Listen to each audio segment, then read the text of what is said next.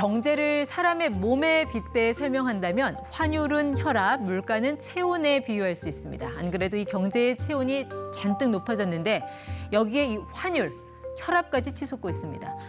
1,400원대를 향해 가는 원달러 환율, 자, 진단과 적절한 처방 좀 들어보겠습니다. 황유현 신한금융투자 PB팀장 나오셨습니다. 네, 팀장님 어서 오십시오. 네, 안녕하십니까. 저희가 조금 전에 네. 환율을 혈압에 비유했는데 네. 1,380원 돌파했습니다. 네. 이 정도면 이제 고혈압 상태로 들어갔다. 뭐 이렇게 봐야 될까요? 그렇습니다.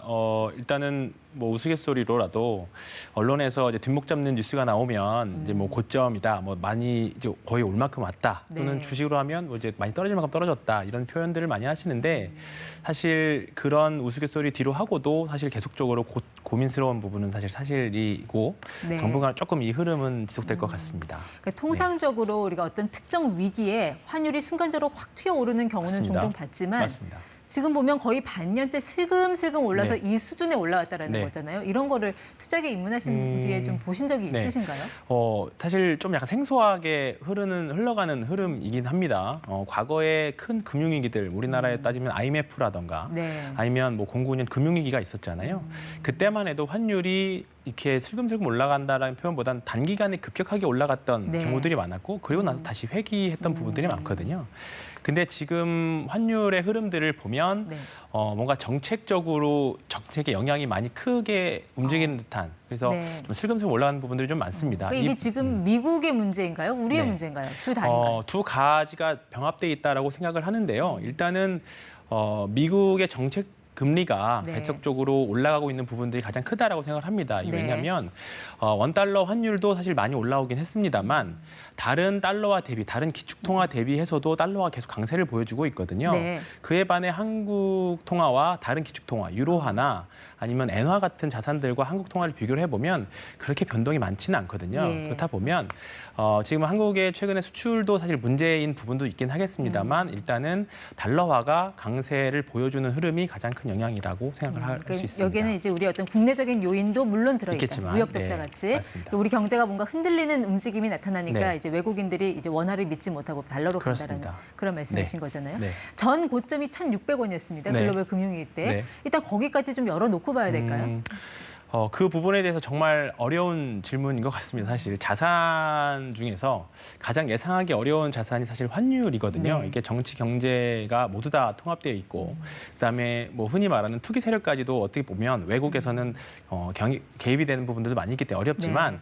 지금은 상당 기간 고환율이 계속 유지가 될 수밖에 없다. 그런 흐름일 수밖에 없다라는 거까지는 예. 말씀드릴 수 있을 것 같습니다. 그렇죠. 우리 경제의 약한 골이 곳곳에 지금 부하가 걸리는 상황인데 환율에 직접적인 영향을 받는 시장이 네. 주식시장이잖아요. 맞습니다. 코스피 오늘 2,400선이 다시 네. 이제 무너졌습니다. 이것도 환율의 영향으로 봐야 됩니까? 9월 달에 여러 가지 변수가 좀 많이 있긴 합니다만 오늘 직접적인 요인 중에 하나는 뭐 환율일 수밖에 없을 것 같고 네.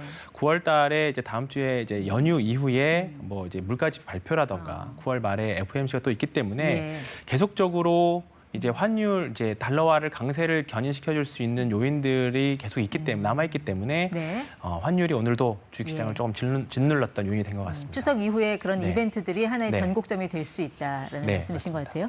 그럼 미국인들은 지금 이런 급격한 인플레도 네. 강달러 덕분에 네. 실질 구매력이 오히려 더 올라갔다는 거 아닙니까? 맞습니다. 우리 입장에서 어떻게 보면 상당히 네. 억울한 일이기도 맞습니다. 한데 이럴 때 우리는 그냥 이런 킹달러 시대를 얻어맞고 네. 있는 수밖에 없는 건가요? 뭐 신흥국 또는 기축통화를 갖고 있지 않는 나라의 뭐 비애일 수 있습니다. 근데 네. 그럴 수도 있지만 이걸 이제 위기를 좀 기회로 또 활용하는 방법들은 좀 있으니까 고민을 해봐야겠죠. 네, PB센터에서 네. 주로 자산가들 상대 많이 네, 하시잖아요. 맞습니다. 그런 분들은 이런 지금의 고환율 시장에서 어떻게 네. 대응을 하고 계세요? 일단은 이제 기존에 사실 제가 있는 센터에서는 기존에 이미 달러를 예전부터 가지고 계신 분들이 많이 있습니다. 네. 이제 그분들은 달러가 사실 오르든 말든 상관없고 최근에 근데 이제 미국이 계속 금리를 올리다 보니까 예. 외화 예금 같은 경우에는 수익률이 굉장히 많이 올라와 있는 상태이기 때문에 달러 굉장히, 예금? 네, 달러 네. 예금 굉장히 좋아하시는 상태고요. 다만 지금 신규로 원화를 달러로 바꾸고 환전하시는 분들은 예. 사실 최근에 좀 많이 못 봤습니다.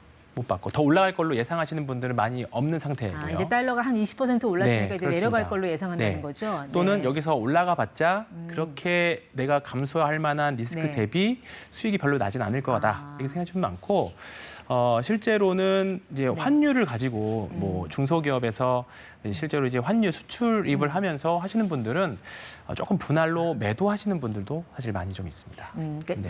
분할로, 그러니까 시기별로 좀 나눠서 네, 달러를 판단하는 원화로 거죠. 환전하시는 예. 거죠. 네. 그럼 지금 달러 예금 들어 있는 분들은 네. 이거 깨야 됩니까, 아니면 유지해야 됩니까?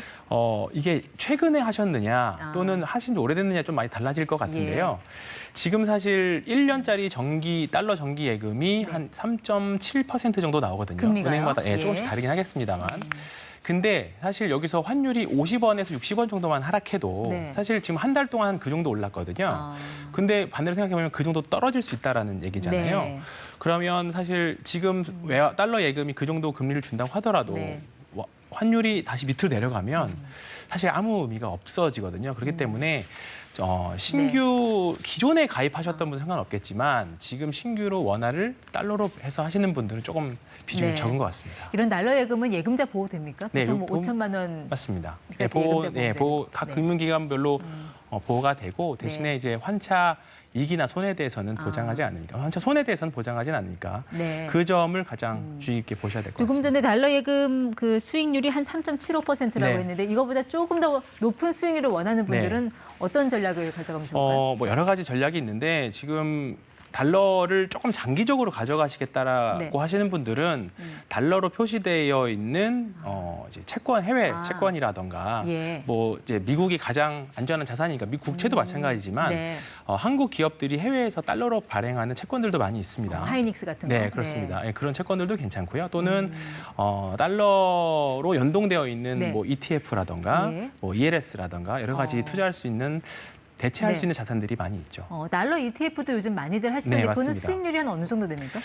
달러 수익률은 사실 환율의 최근 흐름하고 네. 사실 뭐 거의 비슷하다라고 보시면 될 것 같습니다. 그러니까 환율 최근 뭐 1개월 정도 수익률, 6개월 정도 수익률 한 20% 정도, 네. 3개월이 20% 정도 오른 걸로 알고 있는데 달 환율이 그 정도 올랐다라는 정도거든요. 예. 근데 반대로 이제 다른 예금이나 네. 채권들은 사실 중도의 리스크 관리하기 사실 좀 쉽지는 않습니다. 달러 하락에 대비해서. 네. 근데 ETF는 우리가 그 기초 자산이 달러 선물 지수를 이제 주식시장에 상장을 시켜놓은 거기 때문에 그 지수를 추종을 하는 거죠. 지수를 추종하는 네. 거죠. 그렇기 때문에 주식처럼 상장되어 있기 때문에 언제든지 네. 환율이 내가 판단하기에 이제 환율이 떨어질 것 같다라고 예. 했을 경우에는 매도도 가능하고 리스크 관리 가능하기 때문에 네. 또 장단점이 있습니다. 그러니까 달러 채권 같은 네. 경우는 만기가 있으니까 아무 때나 내가 원할 때 사고 파는 게 조금 힘들지만 달러 ETF는 만기가 없으니까 거래는 조금 편할 수 맞습니다. 있겠네요. 네, 맞습니다.